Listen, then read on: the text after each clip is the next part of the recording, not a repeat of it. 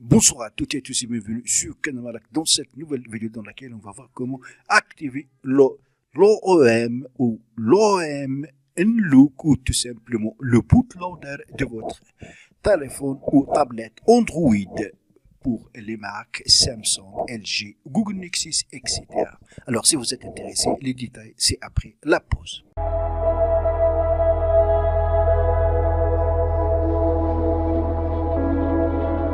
Donc, premièrement, on commence par définir qu'est-ce que ça veut dire l'OEM. Alors, l'OEM, c'est un système de sécurité pour protéger les données personnelles de l'utilisateur. Ainsi, c'est pour protéger les modifications du système.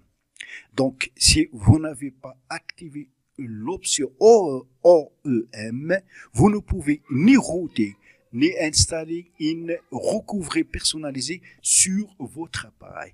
Si vous procédez à modification du système sans activer l'OEM, vous risquez de bloquer définitivement votre appareil Android. Alors, la méthode qu'on va voir ne s'applique qu'aux appareils fonctionnant sous Android 5.1 ou 6.0 et 6.0.1.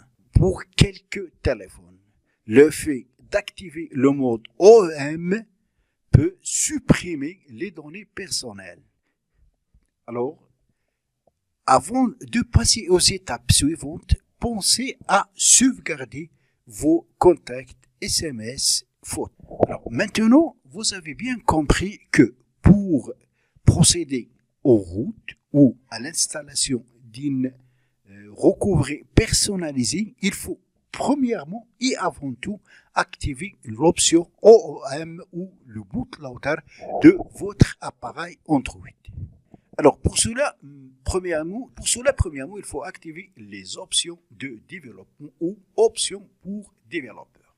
Alors pour cela, on va aller sur paramètres et dans paramètres, on va chercher à propos de l'appareil ou à propos des téléphones. Donc voilà, à propos de l'appareil. Donc on y accède et on va passer au numéro de version. Ou tout simplement, numéro de build. Alors vous allez taper 7 fois, au minimum 7 fois. Si vous dépassez, c'est pas grave. Alors voilà, 7 fois successivement, voilà. Alors, pour ma part, elle m'indique que c'est inutile parce que les options de développement sont déjà actives. Après, donc, que vous avez tapé 7 fois ou plus, c'est numéro de version ou tout simplement numéro de build. Maintenant, on va revenir aux paramètres.